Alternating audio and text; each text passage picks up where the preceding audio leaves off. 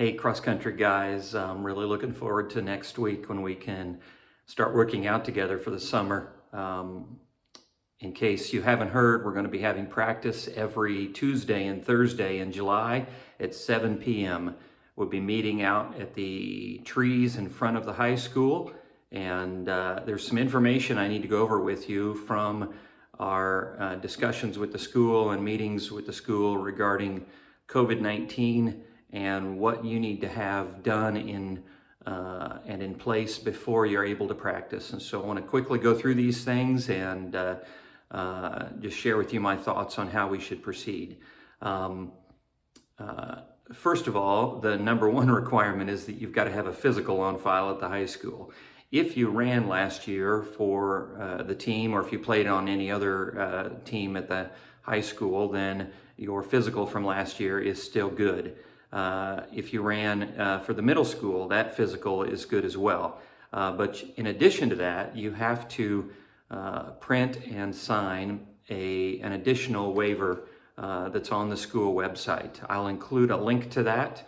But even if you have a physical already, you have to have this new form printed and signed by yourself and by your parents. And so I'll have a link to that in the YouTube description of this video. Also, the school has created what they are calling the return to play protocol, and it's got a lot of information about what the requirements are, what the recommendations are, and what their expectations are of us as an athletic team. So I'm going to give you my short summary of that, but I really would encourage you to read everything that the school has posted at the link. All workouts for cross country in July will be outdoors. We won't be using any of the indoor facilities. The only reason to go indoors at the school will be to use the restroom. Unless you need to see the trainer and the trainer's unable to meet us outside. And honestly, I don't even know if the trainer's going to be there at the time of our practice. Regardless, for almost no other reason will we need to go indoors. So all of our workouts for July will be outdoors, and as much as is reasonably possible, we need to practice social distancing. We need to stay 6 feet apart even while working out, and I'm going to do my best at making sure that that fits in with what we're doing, but we need to eliminate contact as much as possible. So even what you would normally do in terms of responding to your teammates for a good workout or completing something, no high fives, no kind of celebration contact, anything like that. All of that has been declared as off limits by the school, and not just by the school, by the state. The school is just refining and reinforcing what the state requirements are. You must provide your own water bottles. Please, please, please show up to practice with your own water bottle. I'll have a way that we can refill those at practice, but it's going to be hot. The temperature for at least the next 2 weeks is in the low 90s in the late afternoons. And so please bring your own water bottles. Prior to practice, you must self-screen. In the return to protocol documentation on the school website, there is a self-screening list of questions. You need to review the questions and be prepared to answer to the coach. Please tell the truth. You are not helping the team or your friends or the school by hiding any information. And so please tell the truth. I'll be asking everybody about the self-screening, and I have to record your answer to those things when I record attendance. So please review that. And then after practicing, the school is asking that there be no congregating with your friends in the parking lot. Basically, show up, participate in practice where we're going to do our best to apply the guidelines and rules.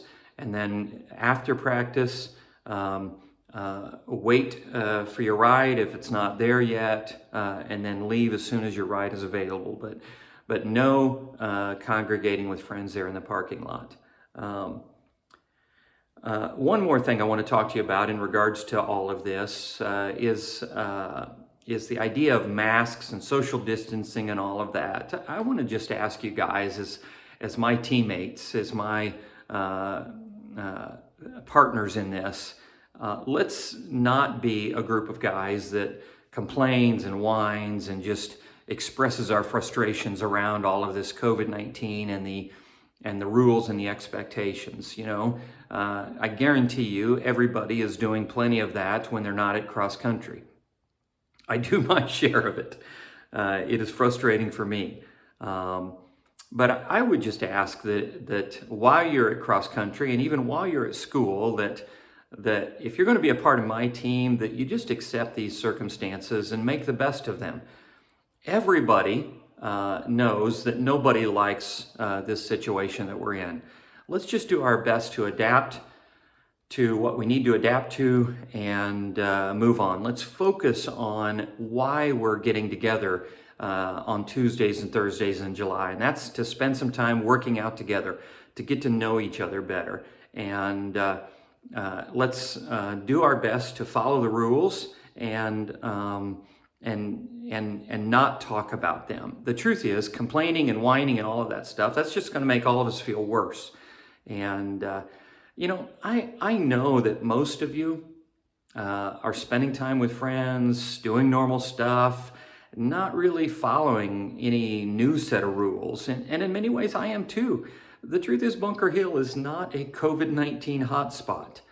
However, here's what I would say to you. The school system, the administrators, the teachers, even us coaches, we have to answer to those that have employed us, even to attorneys, to insurance companies, and we have to answer to your parents in regards to your safety. And so I believe that the folks that we're answering to, especially to the school administrators and those that have taken a ton of time to figure out how to apply the state guidelines to our community, to our school system, they have wrestled with that. They have spent a crazy amount of time trying to figure out what to do for Maconaquah. And the truth is, they just want us to get back together. They want us to have athletics. They want us to have school. And at the same time, I believe their desire is to protect you and your friends from getting and carrying this virus to others.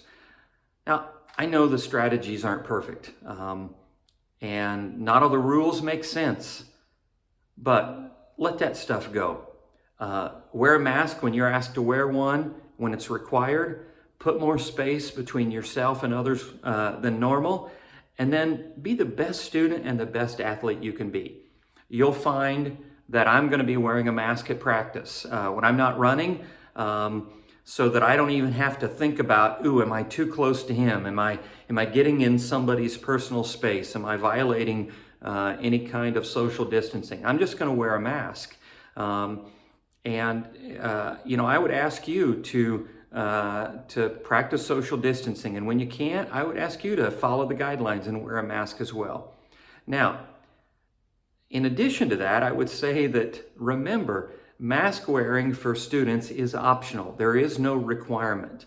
And so if you're wearing a mask, you don't need to be saying anything to anybody else that's not wearing a mask. If somebody gets in your space, move away from them. If you are not wearing a mask, you don't need to say anything to anybody that is wearing a mask. Again, it's a choice. If it was a requirement, I would enforce it. And again, I know it's frustrating, but let's not make mask wearing and social distancing the topic of conversation at cross-country practice. Let's focus on what we're there to do. If you'd like to be more informed, a good source of information is Indiana Governor Holcomb's regular briefings. In fact, I watched his yesterday, July 1st, and it was excellent. Lots of good information, lots of facts. And if you have any questions, if you're not sure, about returning to school or even return to play, ask me, text me. If you don't know, I'll find out for you. Hopefully that makes sense. Looking forward to seeing all of you. I'll include links to the documents you need and to the information in the YouTube description. Thank you.